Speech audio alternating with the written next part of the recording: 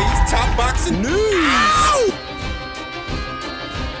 Okay, we'll start with this. After my previous video detailing Amanda Serrano's withdrawal from yesterday's show in Puerto Rico, I got a couple of boo birds, a couple of conspiracy theorists who questioned the legitimacy of her injury in tandem with my reaction to it and my integrity. One guy that goes by the name Cyber Demon Sebastian. Ew, he's a demon. He left a comment that reads, "Why are you lying, bro? Amanda is a scammer. You're just a fanboy for these female fighters sometimes, especially with Serrano." He continued, "If it was just the Jake Paul fight, nobody would have gone. Planned as fuck." Because Jake Paul doesn't have millions of followers? People like this really can't be helped, though to address his statements, address what he's saying, if it were a scam, if it were all just a ruse, to get people to show up for an Amanda Serrano fight, pay their money for an Amanda Serrano fight just to end up with Jake Paul, then why would they be offering everyone a refund? Did you miss that part? You're saying that they got all these people to pay their hard-earned dollars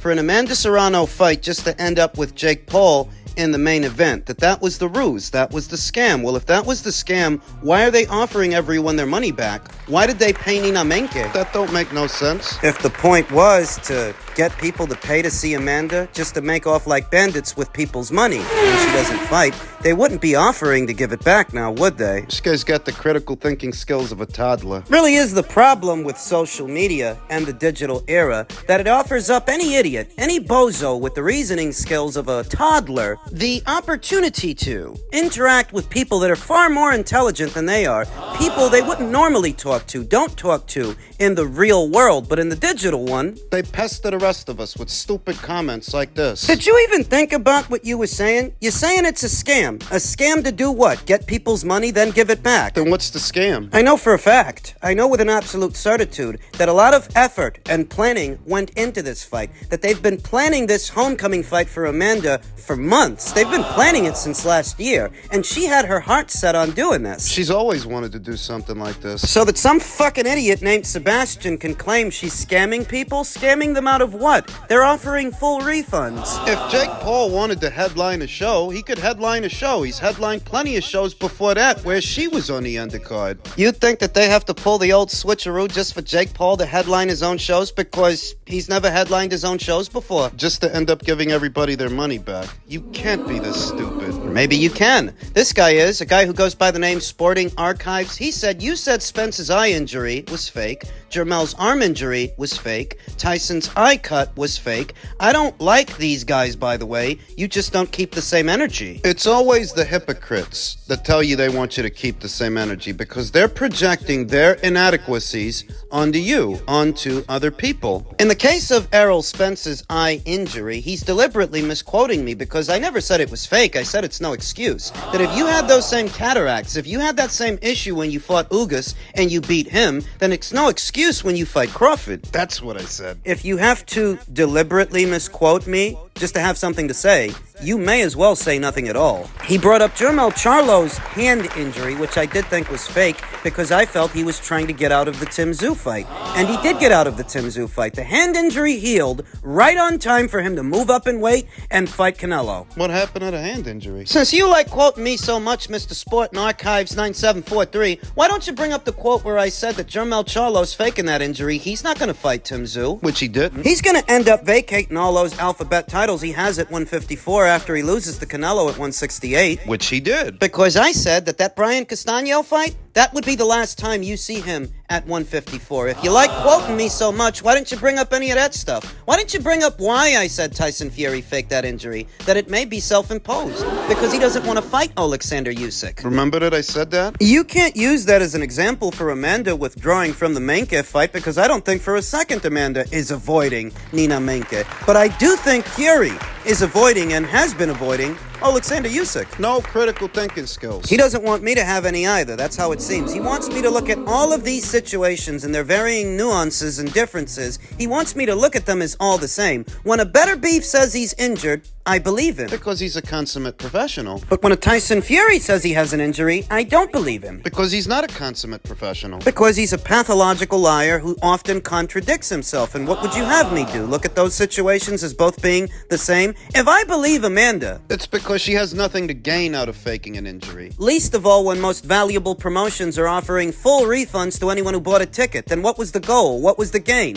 What, she's so scared of Nina Menke? Have you even seen Nina Menke fight? Do you know how stupid you sound? What it sounds like is you were trying to say something smart and ended up making yourself look fucking stupid. That's what it sounds like. Though if I'm so biased and so hypocritical, I don't see why you guys would frequent this channel if it's gotten to the point to where you need to address it, since that's what you think you're doing. If I think a channel is biased, I don't watch them. Or leave comments for them to read. I don't bother with them. That's how I handle that. So how are you gonna handle this? You gonna leave me more stupid fucking comments? Men's super middleweight news, the continued plot twist that's dominating headlines, how Canelo Alvarez may not be leaving the PBC after all, that the Jaime Munguia fight might land there. Rumor has it that the answers will come either tomorrow or the day after, Monday or Tuesday. But I will admit I've been having a lot of fun with the story when it was reported that Canelo Alvarez was leaving. Watching a good number of faceless Twitter accounts on social media argue in the PBC's defense what is that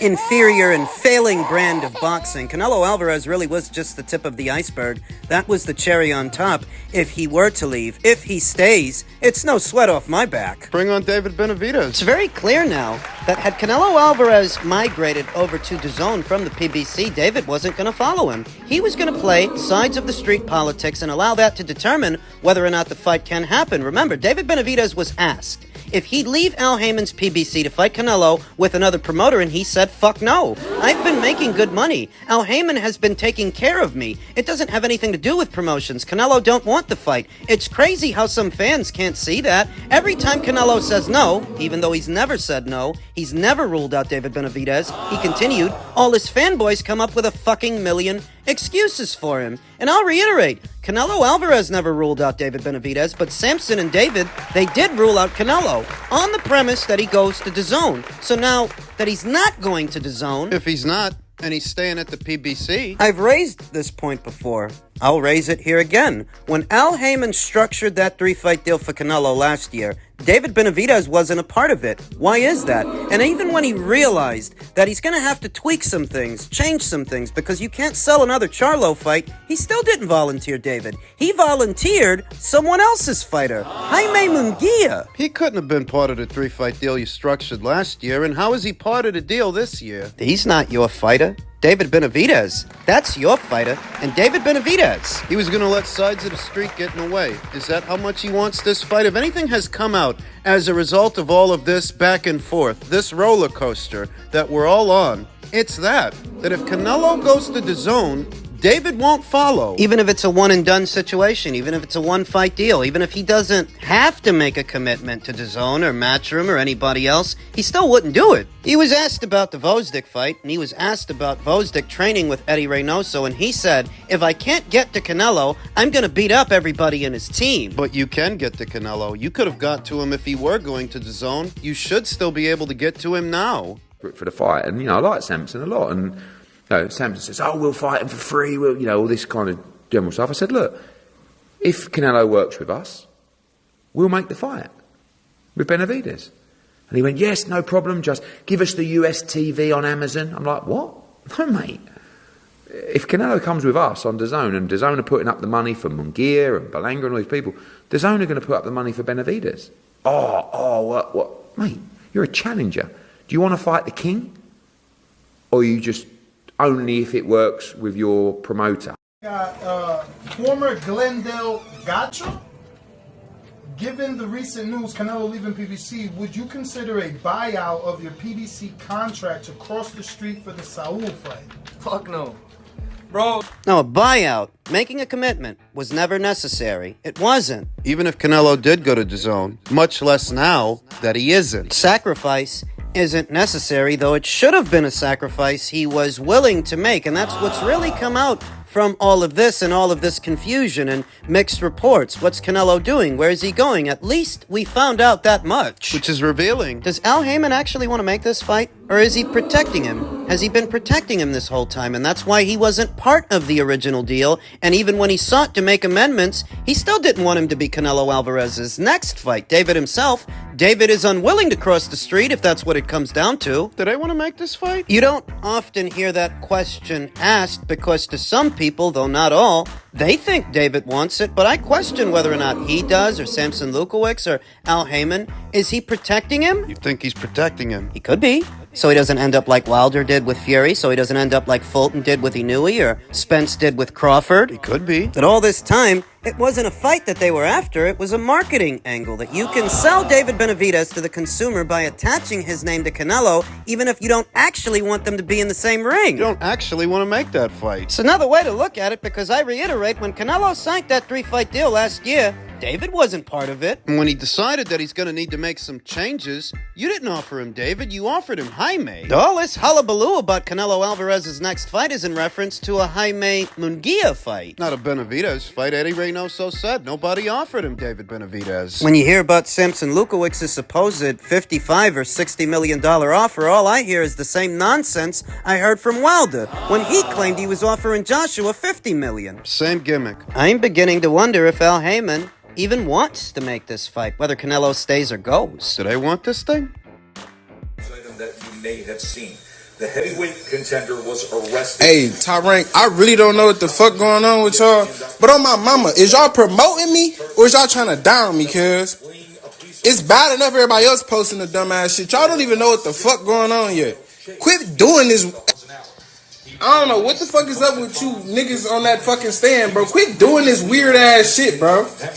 What's weird is that Jared Anderson can have not one, not two, but 3 run-ins with the law, all in the last few months, less than a calendar year. He can have that many run-ins with the law, and he gets upset when people talk about it. Perhaps you shouldn't have those run-ins. Or is it that starting from November of last year, which wasn't even that long ago, he's had 3 separate run-ins with the cops. the last one was a high-speed chase where he's said to have been driving at 135 miles per hour? Or something like that? What, that just happened on its own? And all these situations that we keep hearing about, what are they? A case of mistaken identity or a lack of accountability? To where you're doing stupid shit, embarrassing shit, Embarrassing yourself. so that you can get embarrassed when people talk about it. In case Jared Anderson is not aware, he's a public figure that regularly fights on the biggest sports network in the country. Whether he likes it or not, people know that he exists. So when he does something brazenly stupid, a lot of people are going to talk about it, including the people at ESPN who are left with no choice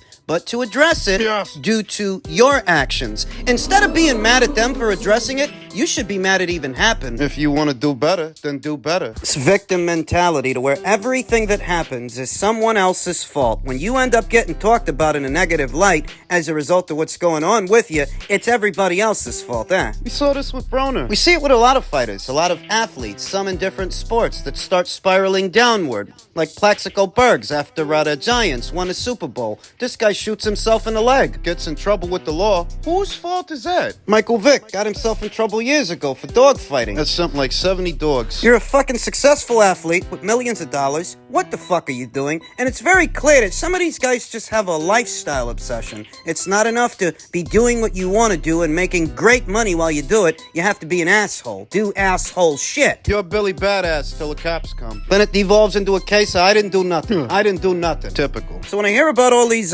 run-ins with the law that Jared Anderson has been having as of November of last year, and what he's belly aching about, what he's moaning about, is that ESPN chose to talk about it? What do you expect them to do? What, all the expectations are on them, but not you? Instead of expecting them not to talk about these kinds of situations, why not end up in them altogether? Why not just not give them anything to talk about? Is that so hard? If you're stupid, it is. I don't know what Charles Martin did to this guy. He might have jostled his brain. It seems like ever since that fight, Jared Anderson has been on a downward spiral, and he can't focus on what he needs to focus on, his boxing career. And don't give me the product of my environment, I'm a product of my environment crap. Don't give me that crap. There's plenty of boxers, they don't have as many run-ins with the law as he's had in just the last few months. More than you're a product of your environment, you're a product of your own choices, your own decisions. You're not a child. You're a grown man in your 20s. So when an Errol Spence Jr. imbibes in as many alcoholic beverages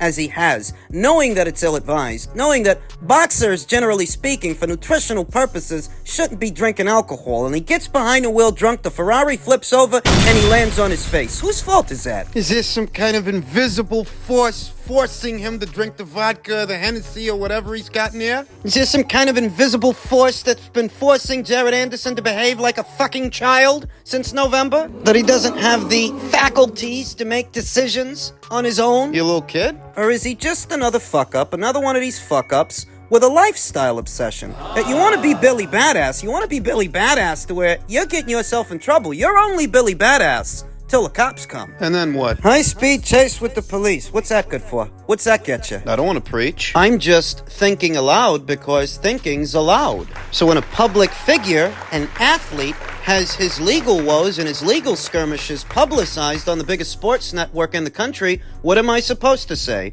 What am I supposed to think? Especially when it's the third one. Poor baby. There are a lot of boxers that would kill to fight on ESPN. There are a lot of boxers that would kill to box on a major platform. There are a lot of boxers that never will. There are a lot of boxers that don't have a major promotional outfit, that engine, that machine behind them. There are a lot of boxers like that, but Jared's not one of them. We supposed to feel sorry for this guy? Oh, we're not supposed to talk about it. Or what? What are you gonna do? You're a public figure. That's a decision you made to play out your career in full view of the public and try to cultivate their favor so they buy your fights and watch your fights. That in and of itself is a decision. What's consistent with this younger generation, these Gen Zers, is a lack of accountability and a victim mentality. But you're not the victim of anything or anyone but yourself. And your decisions, what?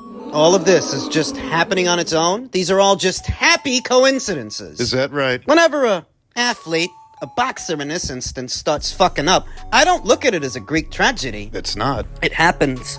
And it usually happens to these guys with this lifestyle obsession to where they want to be an athlete, but they also want to be Nicky Barnes. They also want to be Nino Brown. Frank White. Make up your fucking mind. What do you want to be? Huh? Want to be Billy Badass on the streets? Or you want to be a boxer? Huh? Want to be gangsta-licious? Huh? Comes with a price. You're the one that's going to pay it. Not the people talking about you on ESPN. Not the people at home watching them. What are you mad at them for? You're the one that's fucking up. You're fucking up. And the only reason people have that to talk about is because you're the one doing it. You're fucking up. But keep it up, though, if that makes you feel real.